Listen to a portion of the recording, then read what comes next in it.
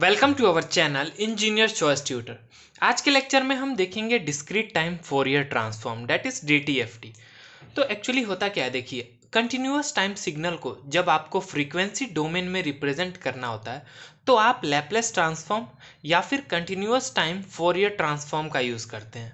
Okay उसी तरीके से अगर आपको डिस्क्रीट टाइम सिग्नल को फ्रीक्वेंसी डोमेन में रिप्रेजेंट करना है तो आप जेट ट्रांसफॉर्म का या फिर डिस्क्रीट टाइम फोरियर ट्रांसफॉर्म का यूज करते हैं। ओके इतना समझ में आया। तो क्या होता है DTFT? The Fourier transform of discrete time signals is called discrete time Fourier transform that is DTFT. मान लीजिए आपके पास एक्स ऑफ एन एक, ये क्या है? एक्स ऑफ एन एक डिस्क्रीट टाइम सिग्नल है। क्या है? डिस्क्रीट टाइम सिग्नल है आपके पास, या फिर बोलिए डिस्क्रीट टाइम सीक्वेंस है आपके पास एक्स ऑफ एन। ओके तो जो एक्स ऑफ ओमेगा, या फिर बोलिए इसको कैसे रिप्रेजेंट करते हैं, x of e to the power j omega. Okay ये चीज क्या हो जाती है? तो एक्स ऑफ ओमेगा, या फिर कैसे रिप्रेजेंट कर सकते हैं, x of e to the power j omega. ये चीज आपकी क्या होती है? यही होती है आपकी डिस्क्रीट टाइम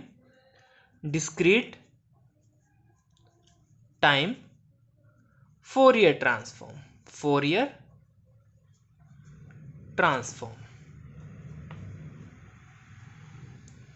ओके इतना क्लियर है। तो एक्स ऑफ एन क्या है? डिस्क्रीट टाइम सीक्वेंस है। एक्स ऑफ ओमेगा या फिर x of e to the power j omega, ये क्या होता है? Discrete time Fourier transform. अब फॉर्मूला देख लेते हैं हम लोग सिंपली। देखिए तो the DTFT of x of n मतलब the discrete time Fourier transform of x of n is defined as what? That is nothing but Fourier transform of x of n. Okay Fourier transform of x of n. इसी को आप कैसे represent करते हैं? X of omega. Okay this is equal to, ये क्या होता है फॉर्मूला इसका? Summation n is equal to minus infinity to plus infinity x of n into e to the power minus j omega n. Okay ये formula आता है किसका?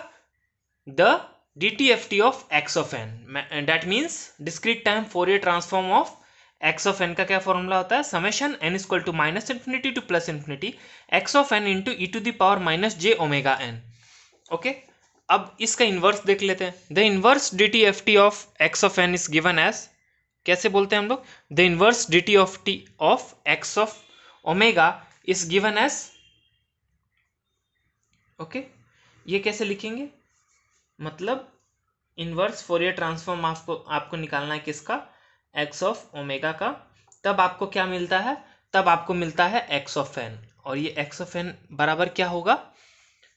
ये हो जाएगा 1/2 pi integration limit minus pi to plus pi x of omega into e to the power j omega n d omega. Okay इतना clear है। तो ये किसका फॉर्मूला है? इनवर्स डीटीएफटी का फॉर्मूला है। इनवर्स डीटीएफटी का मतलब आपको एक्स ऑफ एन निकालना है, और डीटीएफटी का मतलब आपको एक्स ऑफ ओमेगा निकालना है। ओके तो ये दोनों फॉर्मूला आपको याद होने चाहिए। तो अब सिंपली देख लेते हैं क्या होता है। एक्स ऑफ एन का आप अगर फोरियर ट्रांसफॉर्म करिएगा तो आपको क्या मिलेगा? एक्स ऑफ ओमेगा मिलेगा। ओके और इनवर्स फोरियर ट्रांसफॉर्म करिएगा एक्स ऑफ ओमेगा का तो आपको क्या मिल जाएगा? एक्स ऑफ एन मिल जाएगा। ये चीज आपको याद रहनी चाहिए। अब आगे देख लेते हैं क्या? Existence of DTFT. ओके अगर मान लीजिए the Fourier transform of a signal is said to exist, कब किसी सिग्नल का फोरियर ट्रांसफॉर्म एग्जिस्ट करेगा वो कैसे मालूम चलेगा?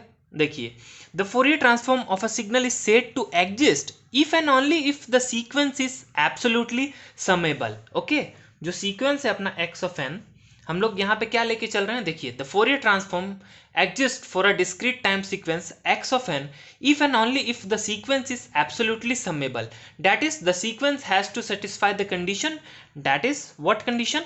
Summation n is equal to minus infinity to plus infinity, okay, mod x of n ये क्या आना चाहिए, स्मॉलर देन इन्फिनिटी आना चाहिए। अगर ये स्मॉलर देन इन्फिनिटी आ जा रहा है तब हम बोलेंगे कि हम इस सिग्नल, ये जो x ऑफ n सिग्नल है, इसका हम फोरियर ट्रांसफॉर्म निकाल सकते हैं। Okay, discrete time Fourier transform हम निकाल सकते हैं। तो ये क्या है, अपना कंडीशन है, कंडीशन है, ये है अपना कंडीशन किस चीज के लिए, एग्जिस्टेंस